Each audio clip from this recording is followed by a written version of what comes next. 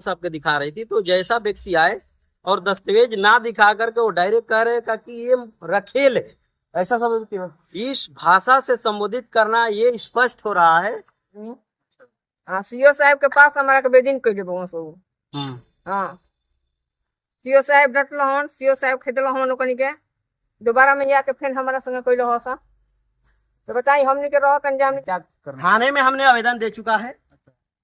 थाना प्रभारी साहब ने कहेगा कि शाम तक आश्वासन हमें दिए हैं कि उचित कार्रवाई इन पर होगी। उचित कार्रवाई एक सरकारी दफ्तर में जिस तरह से अपमान किया गया। ये बोल रहा था कि रखेली हो।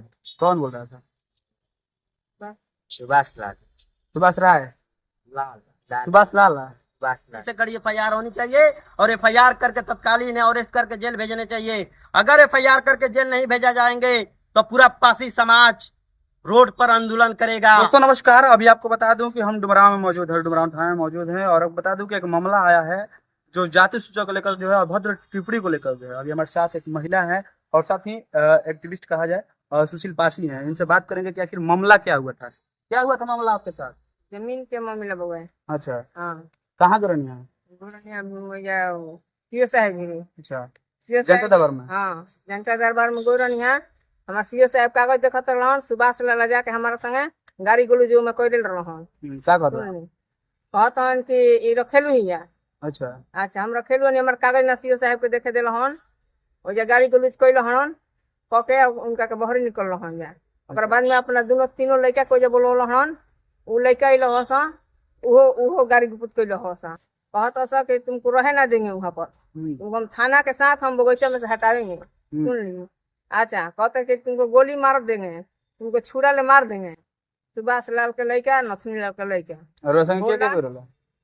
हमारा संगे हमारे एगो लड़का गुलवान, हमारा संगे 4 आदमी और 3 आदमी बानी, 4 आदमी। हाँ, सीओ साहब के पास हमारा के बेदिन कह देबो सब। हाँ, सीओ साहब डटल हन, सीओ साहब खेदल हन ओकनी के दोबारा में आके फिर हमारा संगे कइल हो सा।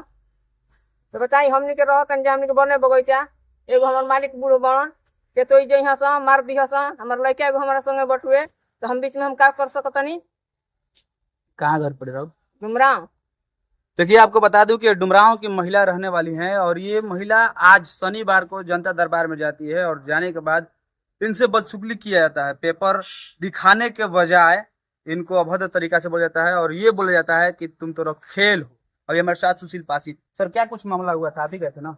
जी, मैं भी वहीं पर उपस्थिति था, मेरा भी वहीं पर उपस्थित था। मैंने, क्योंकि हमारा समाज शिक्षित जो है उतना नहीं है, शिक्षा से अभाव वंचित है, इसलिए हम गए। रिलेटिव भी है हमारे, तो हम गए तो हम बैठे थे वहां पर, अपनी दस्तावेज सीओ साहब के दिखा रही थी। तो जैसा व्यक्ति आए और दस्तावेज ना दिखा करके वो डायरेक्ट कह रहे कि ये रखेल है, ऐसा सब इस भाषा से संबोधित करना ये स्पष्ट हो रहा है।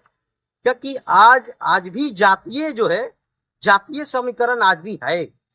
जातीय समीकरण जिस तरह से हावी है, ये अनुसूचित जाति को जिस तरह से टारगेट की जा रही है, पासी होना और अनुसूचित जाति होना, क्या ये भारत में गुनाह है?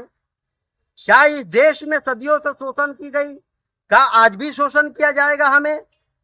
जिस तरह से जातीय आधारित शोषण किया जा रहा है, ये बिल्कुल ही गलत और गैर कानूनी है।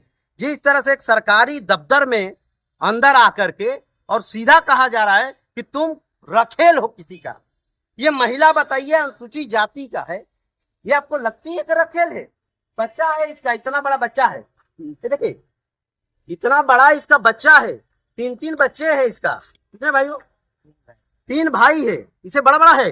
अब बताइए कि जो बहू उतारी है, ये नाती पोता खिलाने वाली किसी का रखेल कैसे हो सकती है? क्या रखेल का सर्टिफिकेट लाला परिवार देगा? मैं पूछना चाहता हूं जिला प्रशासन बक्सर से, मैं सुपरिटेंडेंट से पूछना चाहता हूं, क्या करेक्टर सर्टिफिकेट क्या एक प्राइवेट व्यक्ति देगा? ये करेक्टर का लेस है। जिस तरह से जो सरकारी सीओ साहब के ऑफिस में अपमान किया गया है, जातीय अपमान, ये कतई बर्दाश्त सुशील पासी नहीं करेंगे, नहीं पासी समाज कतई करेगा। 10 तारीख को पहुंच रहे हम पटना के अंदर, ये बहुत बड़ी मुद्दा होगी, ये उसकी तकदीर बदल देगी। ये देश संविधान से चलता है, ये देश। अभी आप थाने में आए हैं, क्या करना? थाने में हमने आवेदन दे चुका है। थाना प्रभारी साहब ने कहेगा कि शाम तक आश्वासन हमें दिए हैं कि उचित कार्रवाई इन पर होगी। उचित कार्रवाई एक सरकारी दफ्तर में जिस तरह से अपमान किया गया, उचित कार्रवाई क्या? एफआईआर के आधार पर, दरखास्त के आधार पर एफआईआर। मेरा आग्रह है डुमरांव पुलिस स्टेशन से कि तत्काल ऐसे लोगों पर, ऐसे माफियाओं पर एफआईआर करें और अरेस्ट करें, विलंब ना करें, लेट ना करें।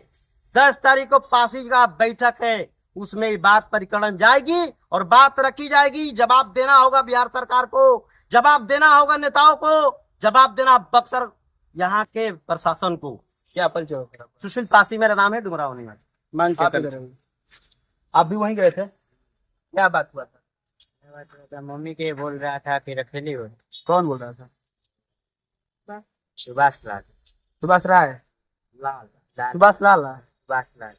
अच्छा, देखिए, एक बेटे के सामने मम्मी को जो है बेइज्जत किया जाता है, वो भी सरकारी दफ्तर में।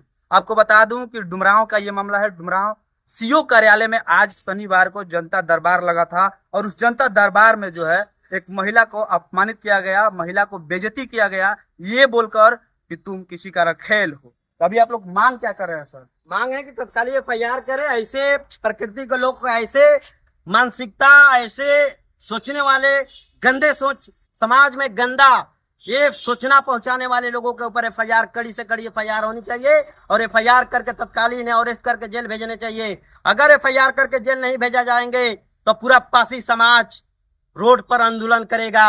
ये इंसाफ लेकर के रहेंगे। सुशील पासी अभी भी जिंदा है। समाज के ऊपर किसी प्रकार को किसी ने उंगली किया, समाज को जातीय शोषण किया, तो सुशील पासी आज भी जिंदा है, कल भी जिंदा रहेंगे। जब तक जिंदा रहेंगे तब तक न्याय के लिए, समाज के लिए लड़ते रहेंगे। जिस तरह से आज अनुसूचित जाति को टारगेट, एक पासी जाति को टारगेट करके और इसे रखेल बनाया गया, बाहर धमकी दी गई है, ये बहुत ही गैर कानूनी और गैर संवैधानिक है। जय भीम, जय भारत, जय तुम।